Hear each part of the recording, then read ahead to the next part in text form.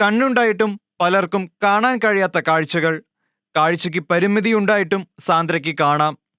ഈശോയെ ചങ്കായി കൂട്ടുപിടിച്ച് ലോകത്തിൽ ഈശോയ്ക്ക് സാക്ഷിയാകാൻ ഇറങ്ങിത്തിരിച്ച സാന്ദ്ര ഇന്ന് ഭാരതത്തിന്റെ തന്നെ അഭിമാന താരമായി നേട്ടങ്ങൾ കൊയ്തുകൊണ്ടിരിക്കുകയാണ്. ക്രിക്കറ്റ് കളിക്കളത്തിൽ മിന്നും വിജയം നേടിയ അനുഭവ കഥകൾ പറയുമ്പോൾ സർവമഹത്വവും ഈശോയ്ക്ക് നൽകിക്കൊണ്ട് സാന്ദ്ര ഷെക്കേന ന്യൂസിനോട് പങ്കുവച്ച വാക്കുകൾ ആത്മീയ അന്ധത ബാധിച്ച പലരുടെയും അകക്കണ്ണുകൾ തുറപ്പിക്കുന്നതാണ്. പൊതുവെ ബ്ലൈൻഡ് എന്ന് പറയുമ്പോൾ അവർ ആർട്സിൽ മാത്രം തിളങ്ങി നിൽക്കാൻ പറ്റുള്ളൂ എന്നുള്ളൊരു സംസാരമൊക്കെ ഉണ്ടായിരുന്നു. അന്ന് മുതൽ എൻ്റെ ഒരു ആഗ്രഹമായിരുന്നു എനിക്ക് സ്പോർട്സിലും കഴിവ് തെളിയിക്കണം, സ്പോർട്സിലും ചെയ്യാൻ പറ്റും എന്ന് തെളിയിക്കണം എന്നുള്ളത്. ചെറുപ്പത്തിലെ തന്നെ അവൾക്ക് ക്രിക്കറ്റിനോട് കളിക്കാൻ ഇൻട്രസ്റ്റ് ആണെന്ന് മനസ്സിലായപ്പോൾ പിന്നെ മുൻപ് പട്ട ഉണ്ടാക്കിയാണ് അവർ കളിച്ചായിരുന്നത്. പിന്നെ അത് കഴിഞ്ഞിട്ട് ചേട്ടനും അനിയനും ഇവരും കൂടിയിട്ടാണ് കളിക്കുക അവിടെ. അപ്പോൾ അവർക്ക് ഞാൻ തന്നെ മരം കൊണ്ട് തന്നെ ഒരു ബാറ്റ് ഉണ്ടാക്കി കൊടുത്തു. പിന്നെ അതുകൊണ്ടായി കുറേ നാൾ കളി. പിന്നെ അത് കഴിഞ്ഞിട്ട് പിന്നെ കൂട്ടുകാരെ ഒരു ബാറ്റ് കൊണ്ടു കൊടുത്തു. അതുകൊണ്ട് കുറേ നാൾ കളിച്ചു. പ്രാക്ടീസിന് കൊണ്ടുപോകാറ് സാധാരണ ഭാര്യയാണ് കൊണ്ടുപോകാറ്. എനിക്ക് പോകാൻ സമയം കിട്ടാറില്ല. എന്നിരുന്നാലും പിന്നെ അവൾ തന്നെ പിന്നെ വന്നപ്പോൾ അവൾ തന്നെ സ്വയം പോയി തുടങ്ങി. സ്കൂളിലേക്ക് ആയാലും ഒറ്റപ്പാലത്തേക്കൊക്കെ പോയി ഒറ്റയ്ക്കാണ് വരണത്. അതുവരെ ഇവിടെ പോയി സ്വന്തമായിട്ട് അവൾ വരണം എന്നുള്ളൊരു ഉറച്ച വിശ്വാസം നമുക്ക് വന്നു. +2 വരേക്കും സാന്ദ്ര ആർട്സിലായിരുന്നു. അതിനുശേഷമാണ് സ്പോർട്സിലേക്ക് തിരിയുന്നത്. അത് ക്രിക്കറ്റ് പോലുള്ളൊരു ഗെയിമാണ്. അപ്പോൾ ഈ ഒരു ആശയം സാന്ദ്ര വീട്ടിൽ പ്രകടിപ്പിച്ചപ്പോൾ ആൻറ്റി എങ്ങനെയാണ് അതിനോട് പ്രതികരിച്ചത്? ഇപ്പോൾ സാന്ദ്ര ആർട്സ് എന്ന് പറഞ്ഞാൽ സ്കൂൾ തലത്തിൽ അവൾ സ്പോർട്സിലും പങ്കെടുക്കാറുണ്ട്. +2 കഴിഞ്ഞപ്പോൾ ഇപ്പോൾ ആദ്യമായിട്ട് കേരള ടീം ഫോം ചെയ്യുന്നുണ്ടെന്ന് പറഞ്ഞു.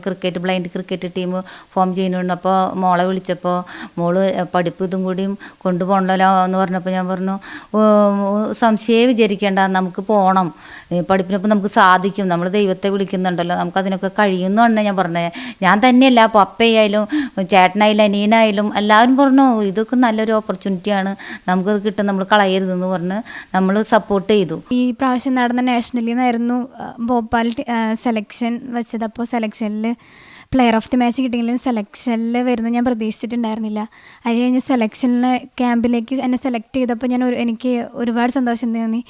അത് കഴിഞ്ഞ് അവിടെ പക്ഷേ സെലക്ഷൻ ക്യാമ്പിൽ 2 ദിവസം നന്നായി പെർഫോം ചെയ്യാൻ പറ്റിയിരുന്നെങ്കിലും 3-ാമത്തെ ദിവസമൊക്കെ ആയപ്പോഴേക്കും എനിക്ക് ലിഗ്മെൻറ്റിന് ഒരു ചെറിയ ഇഞ്ചറി വന്നിട്ടുണ്ടായിരുന്നു. അപ്പോൾ ദൈവമേ, എന്നെ ഇത്രയും വരെ എത്തിച്ചത് എനിക്കൊന്നും ചെയ്യാൻ പറ്റാണ്ടാക്കാനായിരുന്നു എന്നൊക്കെ എനിക്ക് തോന്നിയിട്ടുണ്ടായിരുന്നു.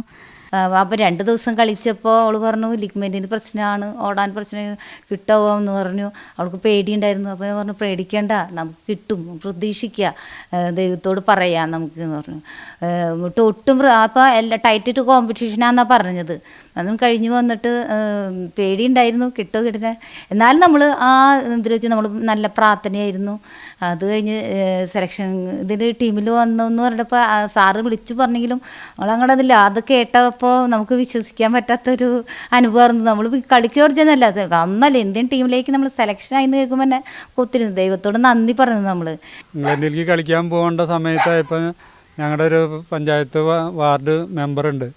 ആൾ 2-3 ആൾ കൂടിയിട്ടൊരു ബാറ്റ് വാങ്ങി കൊടുത്തു. അതും കൊണ്ടാണ് അവർ കളിക്ക് പോയത്. ഇവർക്ക് ഇപ്പോൾ കൊണ്ടുപോകാൻ നമുക്കൊരു ചിലവും പ്രത്യേകമായിട്ട് നമുക്ക് വന്നിട്ടില്ല. നമ്മൾ എയർപോർട്ട് വരെയുള്ള ചിലവ് നമുക്ക് വരുന്നുള്ളൂ. പിന്നെ എല്ലാം അവർ തന്നെയാണ് വഹിക്കുന്നത്. അവർ പോണ ചിലവും അവരുടെ ഫുഡ്, അക്കോമഡേഷൻ എല്ലാം അതന്നെ. ഇവിടെ CABK രജനി സാറാണ് അതിൻ്റെ ഒരു കോർഡിനേറ്ററും എല്ലാ കാര്യങ്ങളും നോക്കണത്. അവിടെ നിന്നാണ് സെലക്ഷൻ. പിന്നെ അത് കഴിഞ്ഞാൽ CABA എന്ന് പറഞ്ഞാൽ ഇന്ത്യൻ ക്രിക്കറ്റ് അസോസിയേഷനാണ് അവരുടെ എല്ലാ കാര്യങ്ങളും നോക്കുന്നത്. 3-ാമത്തെ വർഷം വന്നപ്പോൾ മോളാണ് അതിൽ ക്യാപ്റ്റനായിരുന്നത്, കേരള ടീമിൻ്റെ ക്യാപ്റ്റനായി.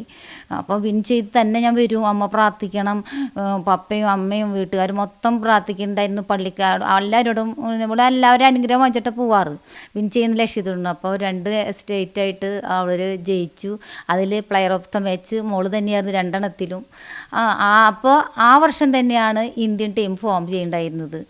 അപ്പോൾ നമുക്കൊരു കോൺഫിഡൻസ് ഉണ്ടായിരുന്നു, എടുക്കായിരിക്കും എന്നുള്ളൊരു എന്താണ്, നമ്മൾ പ്രാർത്ഥിക്കുക, പിന്നെ ദൈവത്തിന് വിട്ടുകൊടുത്തു. സെലക്ഷൻ്റെ വന്നപ്പോൾ 2 ഇവളും മോളും വേറെ ഒരു കുട്ടിയും കൂടി സെലക്ഷനായി. അപ്പോൾ നമ്മൾ ദൈവത്തോട് നന്ദി പറഞ്ഞു. ഇത്ര വരെ എത്താൻ സാധിച്ചിട്ട് സെലക്ഷൻ ടീമിലേക്കുള്ള സെലക്ഷൻ വന്നു. ഇനിയുള്ളത് നമുക്ക് ദൈവത്തിന് വിട്ടുകൊടുക്കാം. ഇത്ര വരെ എത്തിച്ച ദൈവത്തിന് നമുക്ക് ഇനി മുൻപോട്ട് നയിക്കാനാവും എന്ന് നമ്മൾ ഉറച്ചു വെച്ചത്. സാധാരണ ക്രിക്കറ്റ് കളിയിൽ നിന്നും എന്താണ് ഈ ബ്ലൈൻഡ് ക്രിക്കറ്റിനുള്ള ഒരു വ്യത്യാസം? ഇപ്പോൾ നോർമൽ ക്രിക്കറ്റിൻ്റെ റൂൾസ് തന്നെയാണ് ബ്ലൈൻഡ് ക്രിക്കറ്റിനുള്ളത്. എല്ലാം ഔട്ടായാലും റൺ ഔട്ടായാലും എല്ലാം സെയിം തന്നെ. മെയിൻ വ്യത്യാസം എന്ന് പറയുമ്പോൾ നോർമൽ ക്രിക്കറ്റിൽ ബോൾ എറിയുന്നത് അപ്രാംസ് ആയിരിക്കും, പക്ഷേ ബ്ലൈൻഡ് ക്രിക്കറ്റിലാണെങ്കിൽ അത് അൺറാംസ് ആയിരിക്കും. ബോളിങ് ചെയ്യുന്ന ടൈമിൽ അൺറാംസ് ആയിരിക്കും ബോളിങ് ചെയ്യുന്നത്. നമുക്ക് ത്രോ റൗണ്ട് ഔട്ടൊക്കെ ഇങ്ങനെ വേണമെങ്കിലും നമുക്ക് ത്രോ ചെയ്യാം, പക്ഷെ ബോൾ എറിയുന്ന ടൈമിൽ അൺറാംസ് ആയിരിക്കും ബോൾ എറിയുന്നത്. പിന്നെ എന്താന്ന് പറയുമ്പോൾ ബോൾ വ്യത്യാസം ഉണ്ടാവും. ബോൾ വൈറ്റ് കളറായിരിക്കും, പിന്നെ അത് കിലുങ്ങണതായിരിക്കും, ഇതിൻ്റെ ഉള്ള മണികളുണ്ടാവും. കാരണം ടോട്ടൽ ബ്ലൈൻഡ്സ് ആയവർക്കും കുറച്ച് കാണുന്നവർക്കും ഇതിൻ്റെ സൗണ്ട് കേട്ടിട്ട് വേണം അടിക്കാൻ. പിന്നെ വൈറ്റ് കളർ ആകുമ്പോൾ കുറച്ചും കൂടി എടുത്ത് കാണിക്കാൻ വേണ്ടിയിട്ടായിരിക്കും. ഇതൊരു ഫൈബർ പ്ലാസ്റ്റിക് മെറ്റീരിയലാണ്. പിന്നെ ഇതിൽ ഞങ്ങളുടെ ബ്ലൈൻഡ് ക്രിക്കറ്റിൽ B1, B2, B3 എന്ന് പറഞ്ഞ 3 കാറ്റഗറിയാണുള്ളത്. B1 എന്ന് പറയുമ്പോൾ ടോട്ടലി ബ്ലൈൻഡ്സ് ആയിരിക്കും, ഒട്ടും കാണില്ല. അവർ ഐഫോൾഡൊക്കെ വെച്ചിട്ടാണ് കളിക്കേണ്ടത്. ഐഫോൾഡ് ഇല്ലെങ്കിൽ നോ ബോൾ വിളിക്കും. അപ്പോൾ ടീം ലെവലിൽ ഒരു B1 എന്ന് പറഞ്ഞ കാറ്റഗറി 4 പേരുണ്ടാവും. പിന്നെ B2 കാറ്റഗറി എന്ന് പറയുമ്പോൾ ഒരു 2 മീറ്റേഴ്സിന് 2 to 3 മീറ്റേഴ്സിനുള്ളിൽ കാണുന്നവരായിരിക്കും. ഞാൻ B2 കാറ്റഗറിയാണ്. പിന്നെ B3 കാറ്റഗറി എന്ന് പറയുമ്പോൾ കുറച്ചും കൂടി കാണുന്ന 6 മീറ്റേഴ്സിനൊക്കെ പറയുമ്പോൾ അതേപോലെ കാണുന്നവരായിരിക്കും. അപ്പോൾ B2 കാറ്റഗറി 3 പേരും, B3 കാറ്റഗറി മാക്സിമം 4 പേര്, അങ്ങനെയാണ് ടീം 11. പിന്നെ ടോട്ടലി ബ്ലൈൻഡ്സ്, അതായത് B1 ബാറ്റിംഗ് ചെയ്യുന്ന സമയത്ത് റൺ എടുക്കാൻ അവർക്ക് പറ്റില്ലല്ലോ. അപ്പോൾ അവർക്ക് പകരം B2 അല്ലെങ്കിൽ B3 കാറ്റഗറിയിൽ പെട്ടവരായിരിക്കും അവർക്ക് വേണ്ടി റൺ എടുക്കുന്നത്. പിന്നെ ഒരു ബെനിഫിറ്റ് എന്ന് പറയുന്നത് B1 ഉള്ളത്, അവർ ഒരു റൺ എടുക്കുമ്പോൾ അതിന് 2 റണ്ണായിട്ടാണ് കൂട്ടുക. അപ്പോൾ ബൗണ്ടറി ആണെങ്കിൽ അത് 8 റണ്ണായിട്ട് കൂട്ടും, 6 ആണെങ്കിൽ അത് 12 ആയിരിക്കും.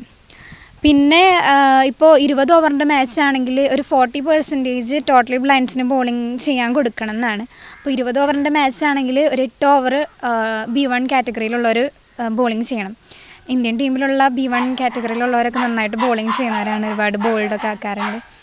ഇതാണ്. പിന്നെ എല്ലാം നോർമൽ. ഗ്രീസിലുള്ള സ്റ്റേറ്റിൽ നിന്ന് കളിക്കാൻ വന്ന പ്ലേയേഴ്സിനെല്ലാം അവിടുത്തെ സ്റ്റേറ്റ് ഗവൺമെൻറ് ഒരു പാരിതോഷികം കൊടുത്തു എന്ന് കേട്ടായിരുന്നു. ബാക്കിയുള്ള സ്റ്റേറ്റിൽ നിന്ന് ഇപ്പോൾ ഒഡീസ ടീമിൽ നിന്നൊക്കെ 4 പേരുണ്ടായിരുന്നു, കർണാടക ടീമിൽ നിന്ന് 3 പേര്, ഇപ്പോൾ കേരളത്തിൽ നിന്ന് ഞാൻ മാത്രമാണ്. അപ്പോൾ ഒഡീസ ടീമിനൊക്കെ ഓരോ കുട്ടികൾക്കും വെച്ച് 20 ലക്ഷം അവരുടെ ഗവൺമെൻറ് കൊടുത്തു എന്നാണ് പറഞ്ഞത്. അപ്പോൾ ഇവിടെ ഞങ്ങൾ കളി ജയിച്ച് വന്നപ്പോൾ CM-ഉം എന്നെ അനുമോദിച്ച് ഫേസ്ബുക്കിൽ മെസ്സേജ് ഇട്ടിട്ടുണ്ടായിരുന്നു. പ്രധാനമന്ത്രിയും പിന്നെ നമ്മുടെ CM ഒക്കെ അനുമോദിച്ച് ഇട്ടിട്ടുണ്ട്. പിന്നെ പ്രത്യേകിച്ച് എന്തെങ്കിലും ചെയ്തോ ഒന്നും നമുക്ക് കിട്ടുന്നില്ല. പക്ഷെ പലരും പറയുന്നു നമുക്ക് ഒത്തിരി പൈസ കിട്ടിയെന്നാണ് അവർ പറയുന്നത്. പക്ഷെ നമുക്ക് ശരിക്കും സാമ്പത്തികമായിട്ടൊന്നും വന്നിട്ടില്ല. ഇനി അവർ തരുമോ ഇല്ലയെന്ന് നമുക്ക് അറിഞ്ഞുകൂടാ. നമ്മുടെ ഇവിടെ കേരള ക്രിക്കറ്റ് അസോസിയേഷൻ സാറ് ഒരു കാണാനായിട്ട് CM-നോട് ഒരു ചോദിച്ചിട്ടുണ്ട്, കിട്ടിയിട്ടില്ല എന്നാണ് പറയണേ. ഡേറ്റ് ഒന്നും കിട്ടിയിട്ടില്ല എന്ന് പറയണേ. അപ്പം അങ്ങനെ നമ്മൾ കിട്ടും എന്നാണ് പ്രതീക്ഷിക്കുന്നത്. ദൈവരാജ്യ ശുശ്രൂഷയിൽ അനിവാര്യം കർത്താവിനെ ചങ്കായി കണ്ട് അവിടുത്തെ രാജ്യത്തിനായി വേല ചെയ്യുകയാണ്. ഈശോയ്ക്കും അവിടുത്തെ രാജ്യത്തിനു വേണ്ടി പ്രവർത്തിക്കുവാൻ അനേകരുടെ അകക്കണ്ണുകൾ സാന്ദ്രയിലൂടെ തുറക്കട്ടെ. ക്യാമറമാൻ ആഷിഖിനൊപ്പം അഖിൽ ജോസ്, ഷെക്കൈന ന്യൂസ്.